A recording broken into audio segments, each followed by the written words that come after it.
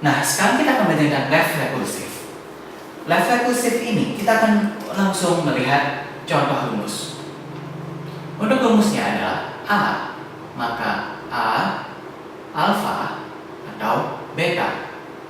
Bisa terlihat pada rumus ini, left recursive akan terjadi pada saat sebuah variabel menjadi variabel ini sendiri pada depannya, dan alfa melambangkan apapun, sedangkan dan dia dimasuki atau beta yang bisa melambangkan apapun juga, namun dia tidak boleh dimulai dengan A.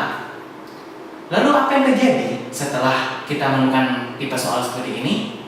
Yang terjadi adalah kita harus mengubah bentuknya menjadi A, maka beta A aksen. Dan apakah A aksen? A aksen adalah alfa A atau epsilon. Inilah rumusnya. Bentar. Nah, dengan formula seperti ini, mungkin kita akan memikirkan bagaimana jika akan banyak atau. Nah, inilah gunanya rumus kedua. Rumus kedua ini lebih seperti penerapan pada rumus pertama. Dengan soal A menjadi A alfa 1 atau A alfa 2 atau seterusnya sampai A alfa n, atau dilanjutkan beta 1 atau beta 2 atau seterusnya sampai beta n. Ketika kita bertemu dengan soal seperti ini, yang akan terjadi sama saja. Kita akan membuat menjadi bentuk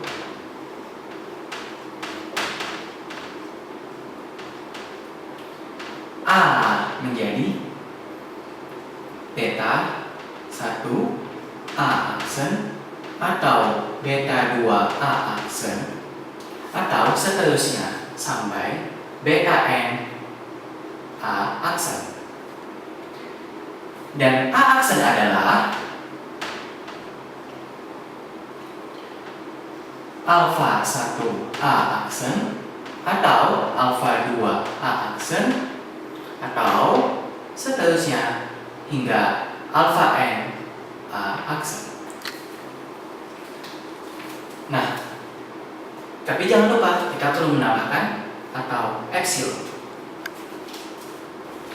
Nah, supaya lebih jelas, tentu kita akan melihat contoh soal.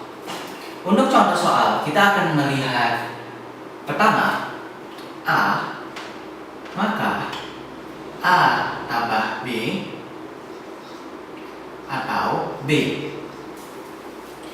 Lihat, ini adalah pola untuk rumus pertama. Maka kita akan menerapkan rumus pertama. Akhirnya kita akan mengubah menjadi A, maka beta, yaitu di sini adalah B, A aksen.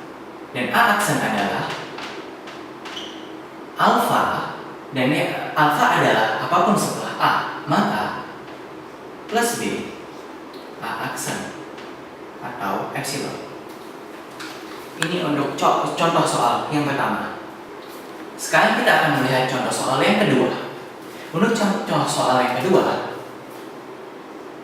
B maka B bintang C atau C atau BA,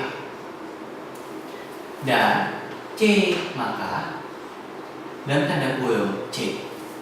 Inilah contoh soal yang kedua. Lalu apa yang harus kita lakukan? Yang pertama, kita lihat kembali. Ini adalah jenis soal untuk formula kedua. Lihat, di mana kita mempunyai dua yang sama seperti variabel awal. Maka yang harus kita lakukan adalah menggunakan formula yang kedua. Lalu apa yang terjadi dengan C menjadi C dalam tanda kurung? Lihat baik-baik. Variabel yang memulai bukanlah C, namun tanda kurung. Karena itu, yang kita harus lakukan adalah tidak melakukan apapun, karena left recursive tidak terjadi di sini. Maka dari contoh soal ini kita mendapatkan hasil B menjadi, kita harus melihat betanya, yaitu di sini C B aksen, dan B aksen menjadi, yaitu adalah alfanya. Mati. Nah, apakah B aksen? B aksen adalah bintang C, karena pada di sini B dengan B adalah sama, kita melihat alfanya. Bintang C B aksen, atau kita melakukan A B aksen dari sini, atau epsilon. Sedangkan C kita tetap menuliskannya seperti biasa. C menjadi C dalam tanda kutip.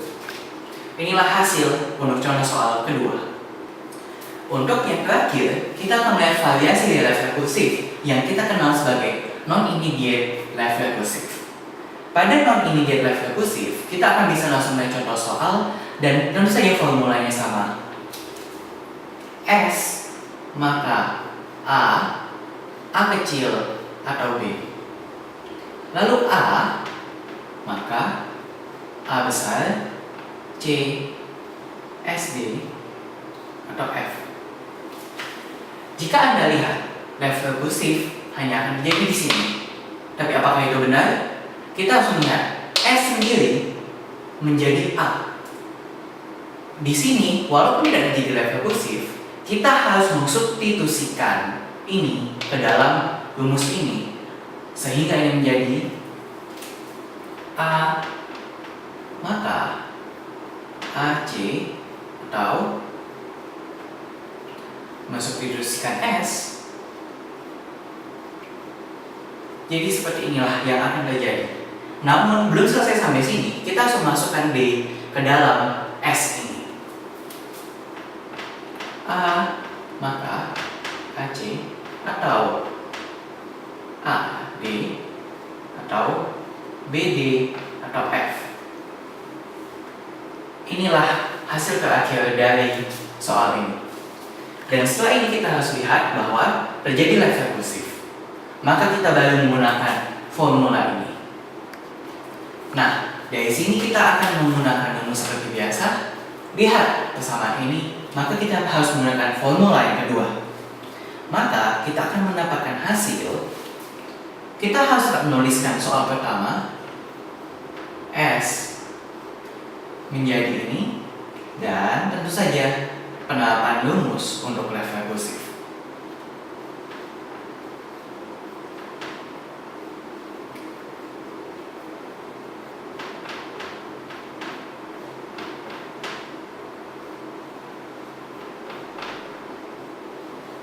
Inilah jawabannya untuk contoh soal yang tadi.